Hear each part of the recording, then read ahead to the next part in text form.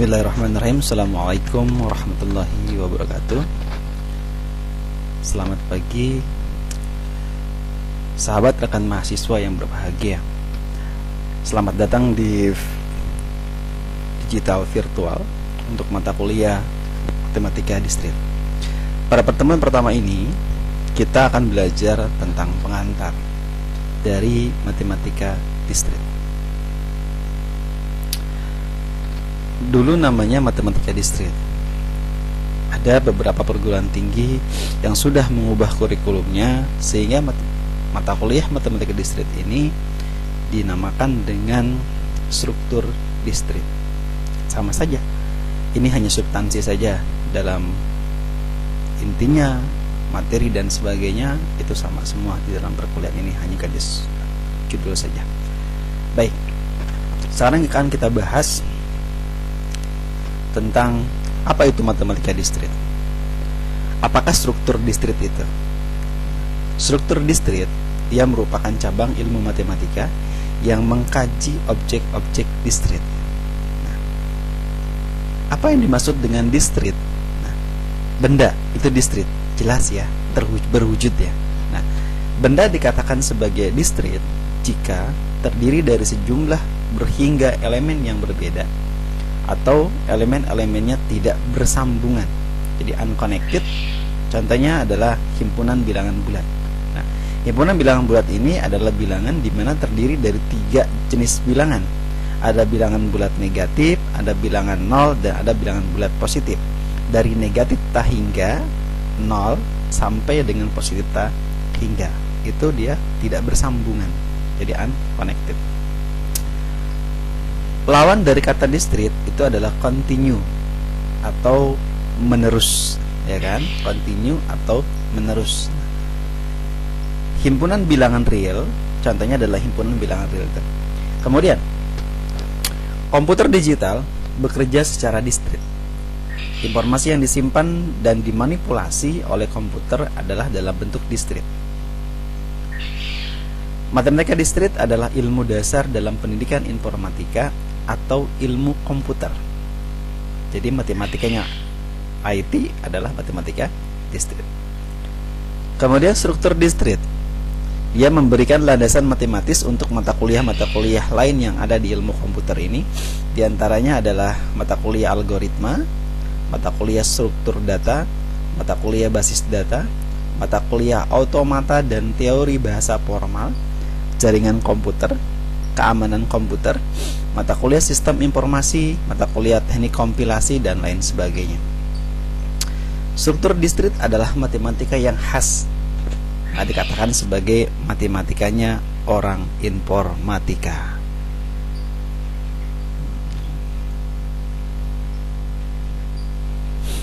Nah, kemudian materi-materi yang akan kita pelajari dalam struktur distrit ini atau dalam mata kuliah matematika distrit ini, diantaranya ada logika, itu logic. Yang kedua ada yang namanya teori himpunan. Kemudian mempelajari tentang yang ketiga adalah matriks. Keempat adalah relasi dan fungsi. Kelima induksi matematik. Keenam algoritma. Ketujuh teori bilangan bulat. 8 barisan dan deret. 9 teori grup dan ring. 10 aljabar boolean. 11 kombinatorial. 12 teori peluang distrit. 13 fungsi pembangkit dan analisis recurrence. 14 teori graf. 15 kompleksitas algoritma. 16 automata dan teori bahasa formal. Berikut contoh-contoh persoalan dalam struktur distrit. Berapa banyak kemungkinan jumlah password yang dapat dibuat dalam 8 karakter? Nah, dulu tahun 2000-an semua bank menggunakan PIN ATM-nya hanya 4 karakter atau hanya 4 digit saja. Kemudian 5 tahun berikutnya berubah dari 4 digit kemudian berubah menjadi 6 digit atau 6 karakter. Nah, kenapa ada perubahan ini? Nah, ini kemungkinan semakin banyak nasabah yang menggunakan bank tersebut, sehingga untuk keamanan maka diperlukan semakin banyak karakter yang digunakan, maka akan semakin banyak jumlah password yang akan dibuat. Bisa sampai ratusan juta, bahkan miliaran orang itu bisa membuat PIN atau password yang berbeda-beda. Kemudian bagaimana dengan nomor ISBN dalam sebuah buku perpustakaan nasional yang divalidasi? Nah, ini pun sama. Nomor ISBN, nomor serial itu berupa nomor buku perpustakaan nasional. ISBN ini dari buku dulu dengan buku sekarang yang sudah para penulis buat, dikaryakan, kemudian diberikan nomor ISBN sebagai buku tersebut sudah diakui di perpustakaan nasional, maka buku itu tidak pernah sama nomor ISBN-nya. Masing-masing buku itu berbeda-beda. Nah, ini pun sama menggunakan dari aturan dari struktur distrik. Kemudian berapa banyak string biner yang panjangnya 8 bit yang mempunyai 8 bit satu sejumlah ganjil. Nah, ini pun sama ya, hampir sama dengan password tadi. Kemudian bagaimana menentukan lintasan terpendek dari satu kota A ke kota B? Nah, biasa kita kalau berangkat dari kota A ke kota B, anggap kita berangkat dari Bekasi, kita berangkat ke Bandung. Nah, ini pasti banyak jalan. Jalan itulah kita akan mencari mana jalan yang terpendek. Ada yang melalui jalan biasa, ada yang melalui misalnya kita menggunakan jalan tol, atau menggunakan jalan udara, jalan laut, dan sebagainya. Nah, ini kita akan mencari lintasan terpendek, berarti jarak yang terdekat. Untuk apa?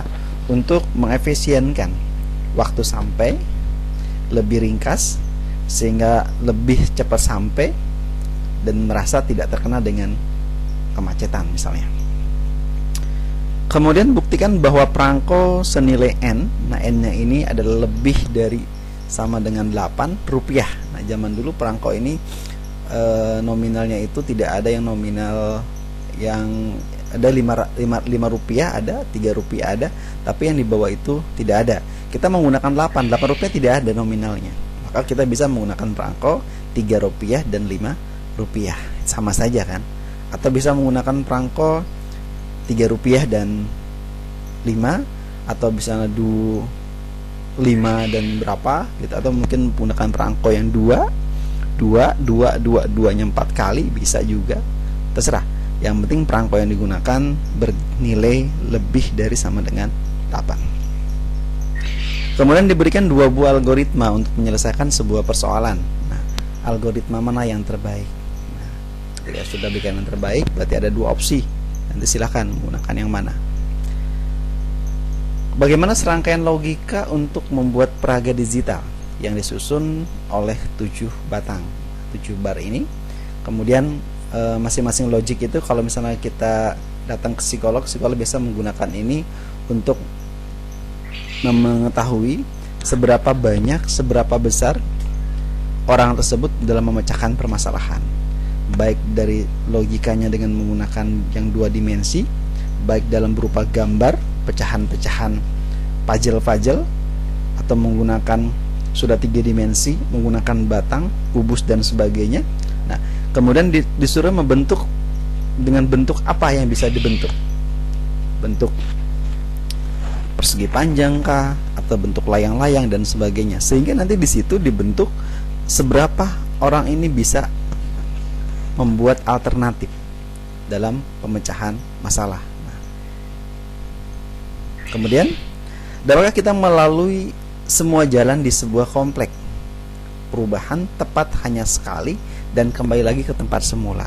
Nah, semua jalan di sebuah komplek, nah ini mengalami perubahan. Perubahannya itu hanya sekali dan harus kembali ke tempat semula. Kita berangkat dari A, kemudian menuju ke D. Nah, ke D ini ada jalan yang antara B dan C. Nah, ini masing-masing jalan tuh bisa kita putar juga. Mau lewati C dulu, lewati D dulu, atau mungkin ada alternatif jalan E di situ. Silahkan. Jadi yang penting kembali ke semula. Jangan sampai nanti pas berangkatnya di A nyampe ke D nggak bisa pulang karena salah jalur. Kemudian makanan murah tidak enak, makanan enak tidak murah. Statement ini, pernyataan ini adalah 2 hal yang sama. Secara logika, makanan murah tidak enak. Iya, harganya murah. Statement kedua, makanan enak tidak murah. Iya, sama-sama tidak murah, berarti mahal juga.